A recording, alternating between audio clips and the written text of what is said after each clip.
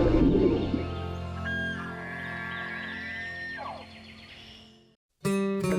Afield. Every week, Kentucky Afield brings you features on hunting and fishing across the state. What a nice fish. It's an opportunity to hopefully get that bird in the lake. Hey, we got another one over here. There he is. Ooh, a nice one too. Boy, he's healthy. What do we got? That was awesome. Got the first belt. Barely made it out of the field. Got one. Big smallmouth. Very nice. Double point, they're in there. There they go. Look at that joker. Woo! That's a good one there. Look at that. Beautiful. Whoa, this is a good one. That's better than good, Chad. Hello and welcome to Kentucky Afield. I'm your host, Chad Miles. Join us as we journey the Commonwealth in search of outdoor adventure. This week, we're going to meet up with sportsmen and women as they put on an archery benefit to support the tornado victims in London. Then we're going to learn a little bit about a fishing knot that you need to know the next time you hit the water. But first, we're headed out to Hodgenville, Kentucky to fish for a hard-fighting fish, the common carp.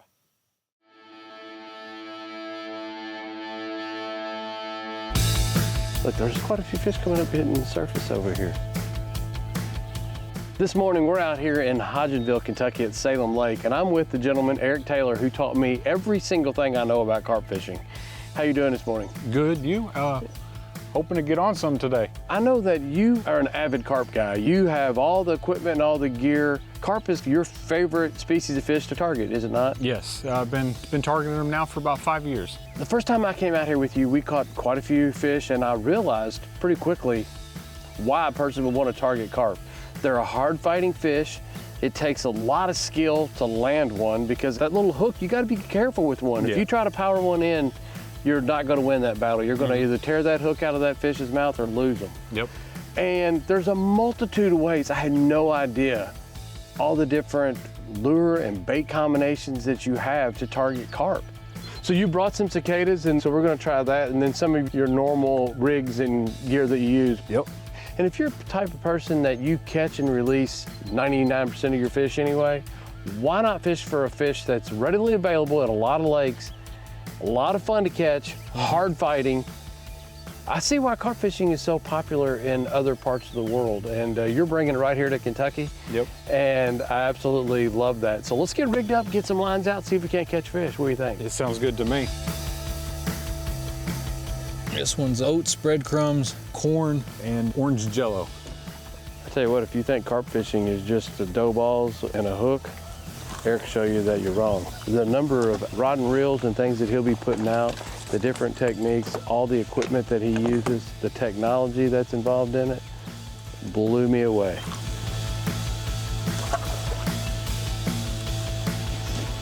Seems like we're not paying any attention to those rod and reels at all. It's because, well, we're not. He's got these alerters of some sort to where the line goes through, and you'll hear it, ding, ding, ding, ding, ding, so he'll know when he's getting a bite. I have accidentally caught carp quite a few times fishing with crickets, bluegill fishing. Closest thing I know to a cricket is a cicada. So Eric, this lake's been here for quite a while, it looks like. Does this have boat ramps on it? It's got 2 boat ramps. It's about 90 acres. A lot of bank access on this side. Oh yeah. Oh, he is. Looks like you got a good fish. They're all good, but this one seems good and exceptionally big. Oh, he is in the weeds. You mind doing me a favor? I'll be glad to do whatever you need. Grab the dip net right from the back of the truck. Yep. I'm gonna open this bale up and set it back down here. Thank you, sir. What do you think, Eric? He's definitely a carp. How big? Hopefully a nice one. Look at the fight. They're incredibly strong species of fish, aren't they? Yes, they are. And they can be found in almost any lake in Kentucky. I mean, look at that thing dogging that line. I mean, to be able And you have it on a really, really, really small hook. I mean, not small by trout standards, but by bass fishing standards, it's super small hook. So you can't just horse him right in, can you? Sure can. What a pretty fish. What do you think that fish weighs? He's under 10. Probably pretty close to it though. There you go. And what type of carp are we looking at here? A common carp. This is a good size one for this lake. Okay. They get to be about 60 pounds. I think 58 is the Kentucky state record. Okay. And they're absolute freshwater fighting machines. Well, it's just a thick, strong fish. I mean, look how thick, and you can tell it's as strong as it can be. And you had that little hook, and you could see that it just went in right there. Once you got that hook out, this fish is going to be released as healthy as it can possibly be. Live to fight another day. Uh-oh, here we go. Got a screamer. Got him? Yep, got him. There you go. Look at here, we got another one hooked up here. Way out there.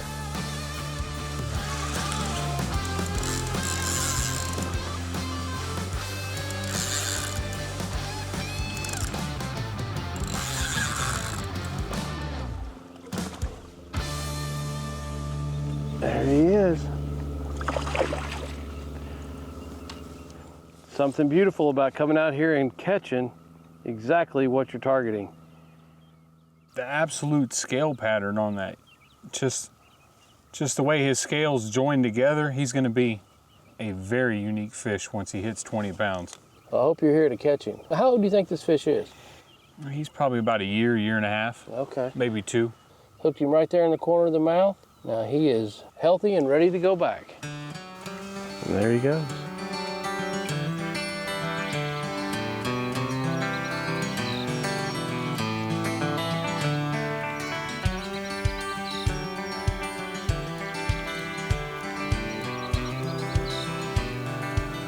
There he goes, there he goes. Get ready. Yep.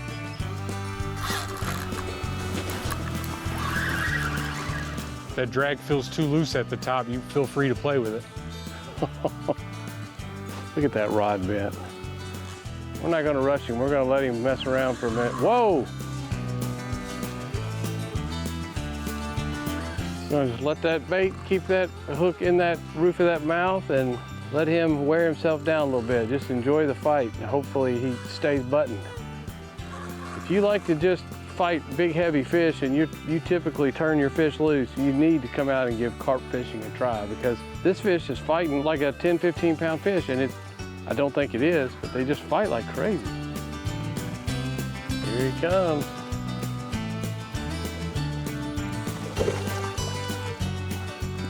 Fish landed. And you know, I think yours is bigger than all of them today. Oh, you think so? That's a very nice one. A lot of time and effort went into prepping and learning the game, but you can get started relatively cheap. For under $100, you can be out here fishing. Nice fish, let's get it back. What a pretty fish.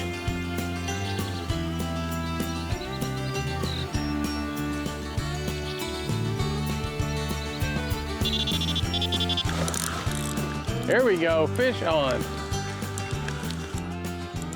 That might be the fish of the day.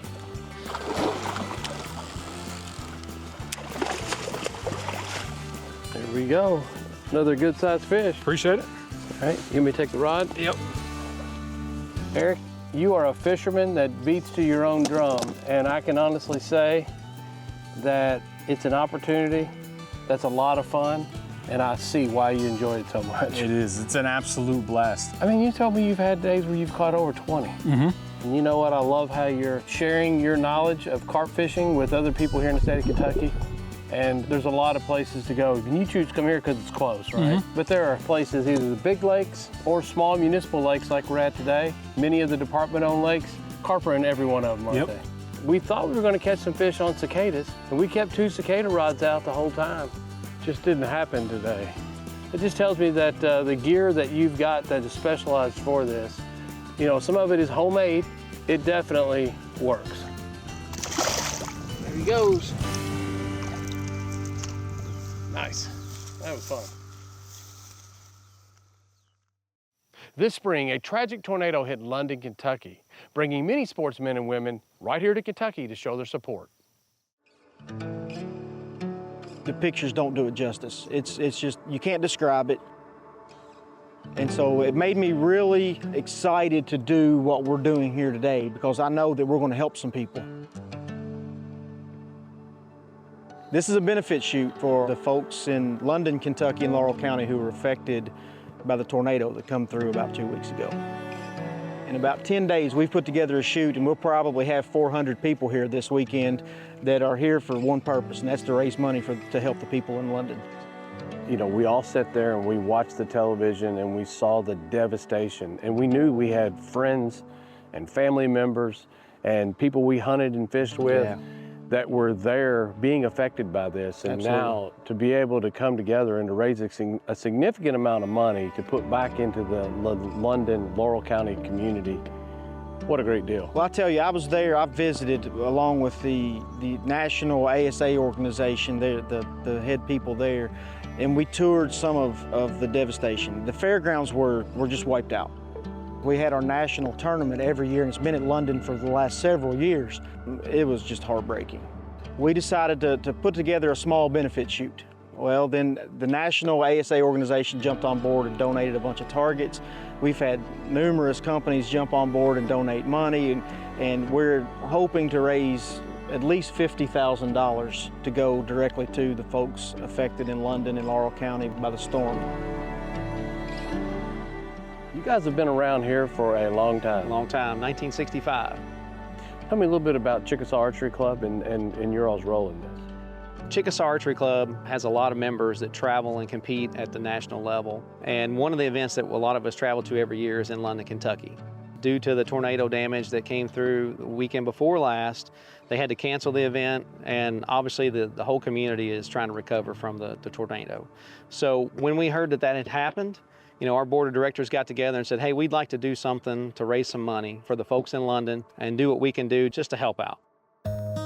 As the word got out that we were trying to do something, it began to build and gain momentum. The support has been tremendous. It's not just Chickasaw, the whole community has really pulled together to support what we're doing here today. The money we raise here this weekend, it's not going to anything that ASA does. It's not going to the fairgrounds. It's going to the people who lost houses and loved ones. So I want you to know that the money's going to a good cause.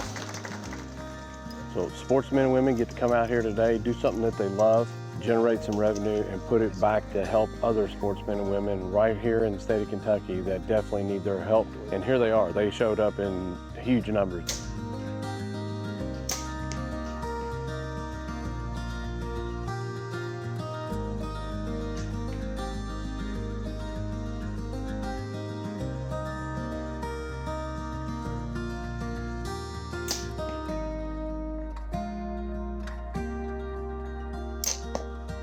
Nice shot. Just right at it, good shot. Almost. So where are you from? Arkansas. Arkansas. So tell me what brought you to Kentucky to shoot today? Your dad brought you, huh? So were you guys planning on being in London? Correct, yeah. Yeah, we was gonna go to London, and you know, we practiced hard for it, and when everything happened, I said, well, we might as well go ahead and go up there and see the Ryan Reed and Jeffries, and get to shoot our bows a little bit. So. Okay. Well, we appreciate you guys coming. Obviously, this is for a great cause. Good shot, nice job.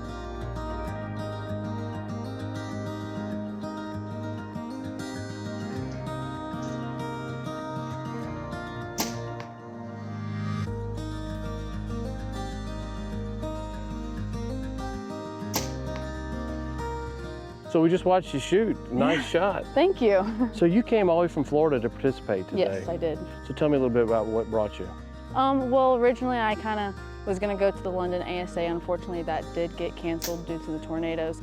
And then I saw that they were hosting the shoot, and so me and my family just kind of came up here and decided to tag along and shoot. Have you been to the London Nationals before? I actually have not. This was going to be my first year going to London, and I did hear about kind of how difficult the shooting was going to be. So a lot of this month was spent like preparing for that. So what do you love about archery? It's a great environment. Like, you can never be, I feel like, upset. Even if you have a terrible day shooting, like the crowd and the people are just so amazing that to me it's like, as long as I hit foam or as long as I have people that can joke around about me missing a target even, I feel like it's a great day. Well, I think that's a great attitude to have. You know, if someone wanted to get into archery, this is a great sport.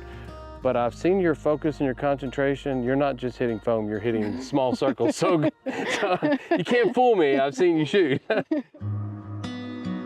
People from all over the place are coming to support what happened in London and Kentucky, and we couldn't be more thankful of what's going on here. You know, sportsmen are notorious for coming together and helping each other out. If it's a helping hand, if it's a couple of dollars, if it's whatever it may be. And today is just a perfect example of that. And we're doing it through archery. People in London and Laurel County need some help. We definitely want to keep them in our thoughts and prayers, and then also help out any way we can financially. To come out here as outdoor men and women to support Kentuckians, it's a great event.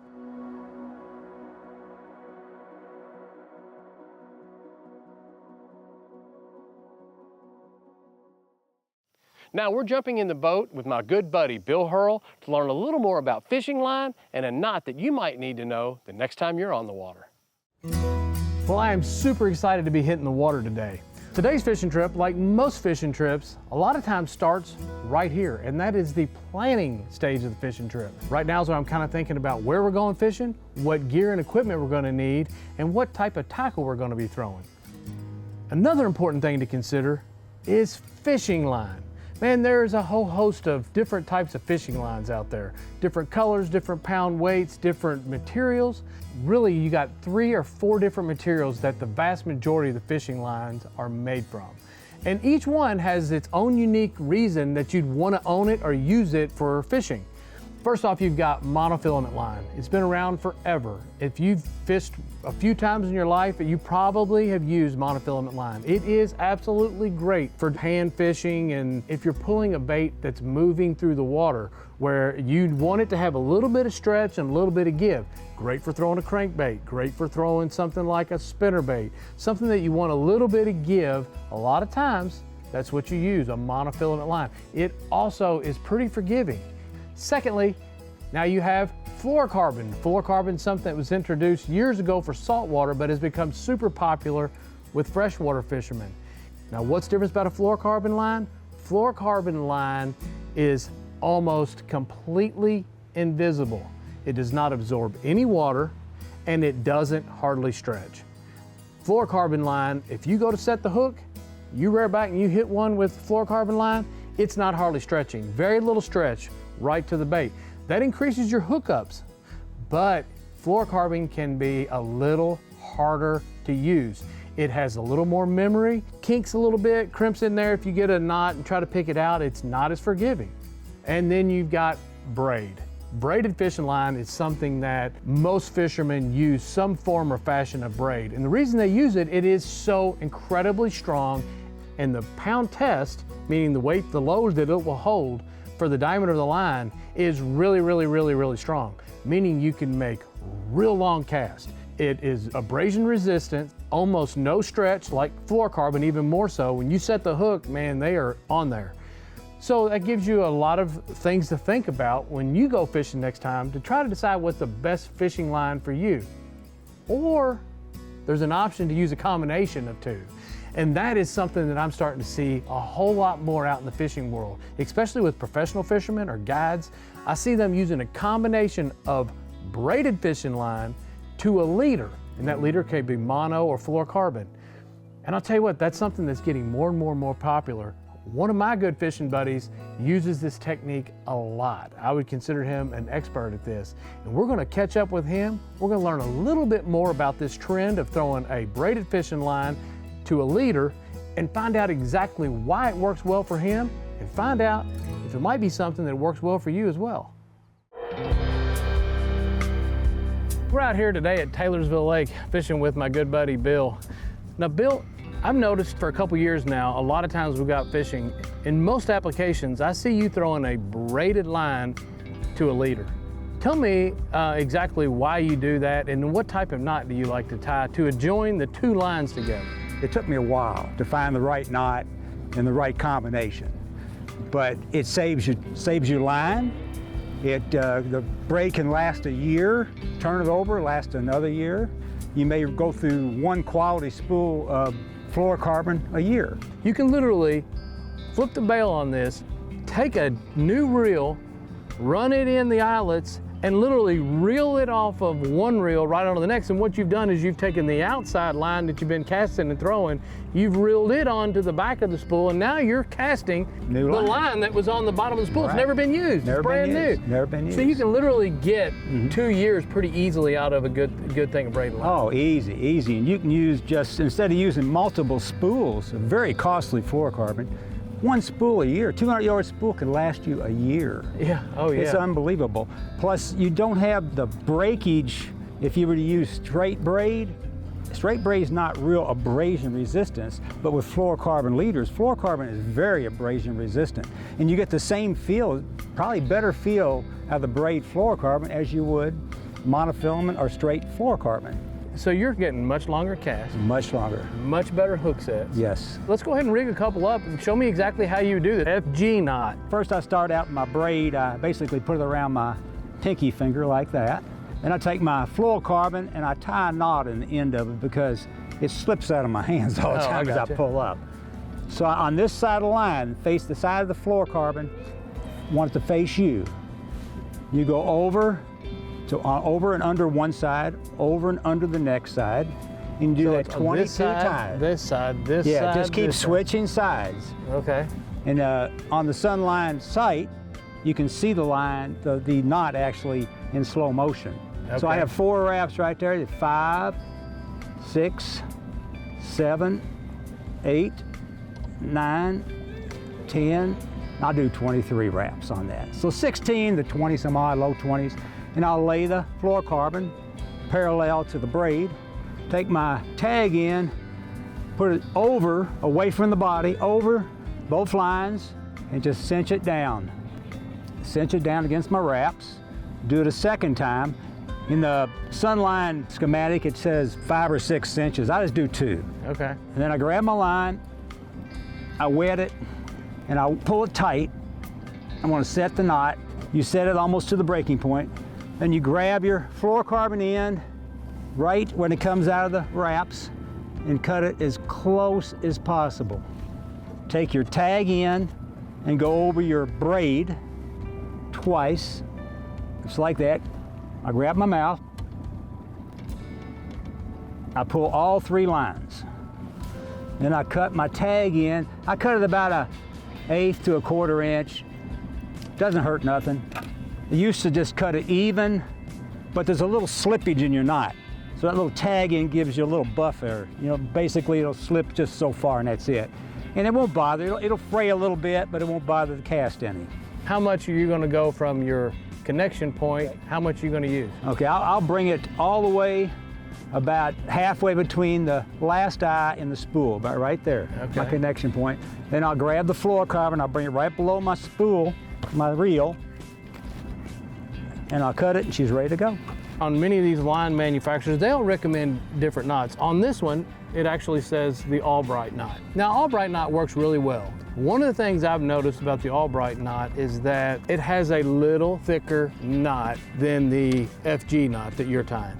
What does that little bit thicker knot do to you? The thicker the knot, the more it's going to hit your guides. Yeah. By doing this particular knot, you get a little less resistance going through there. Less resistance. I mean, I have tried all kind of knots. I've tried the Albright knot. Whatever you feel is best for you and you tie and you have confidence in is a knot you should use. This just works for me, period. Well, let's go catch a fish. Let's do it.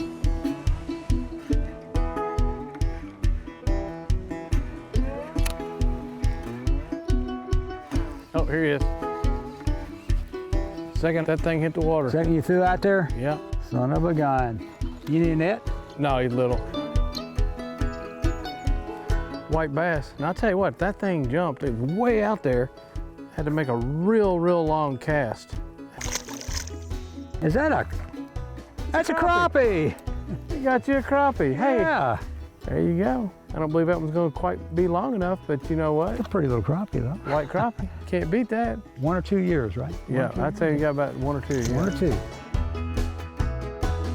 Oh, there he is. Got him? Yeah. That's a little better than the first one I caught. Oh, yeah, he's better. He's just coming at me when he's doing that. Oh, yeah, he's a better fish. You need a net? There you go. Yeah.